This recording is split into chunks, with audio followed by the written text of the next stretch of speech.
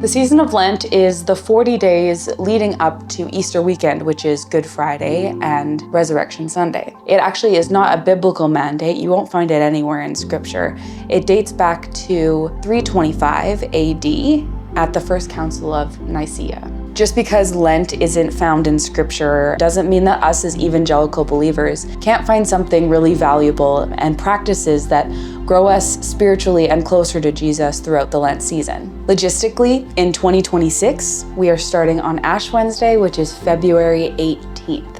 Then for the next 40 days leading up to Good Friday, we have the opportunity to practice Lent as a faith community. And I'm going to explain a little bit about what that looks like. In thinking about why we participate and observe Lent, I'm encouraged by the reflection on Jeremiah 2:13. It says, "When we stop drinking from the broken cisterns of the world, we gain a heightened awareness that our deep thirst can only be quenched by the living water." We live in a really self-sufficient part of the world, and it's really ingrained in our culture to provide for ourselves. And so unless we're intentional, we run the risk of not noticing our need for God.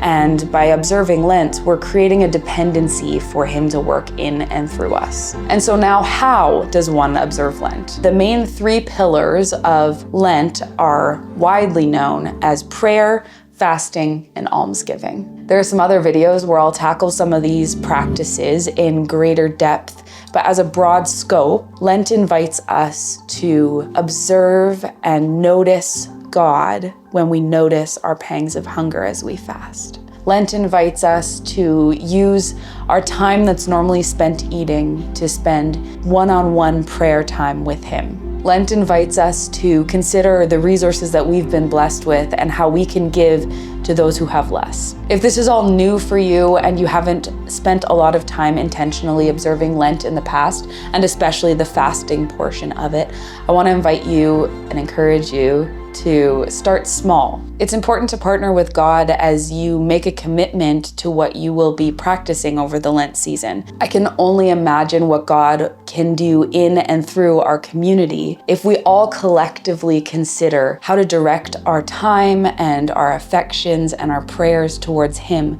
by immersing ourselves in the Word and in prayer. As children of God, our hope isn't found in better finances or better health or optimistic forecasts. It's found in an empty tomb, and for that reason, we can gladly forsake ourselves and forsake the world and cling to that eternal promise that rests with Christ. So this Lent season, my prayer for our community is that we make much of Easter so we can be reminded what is temporary and what's eternal.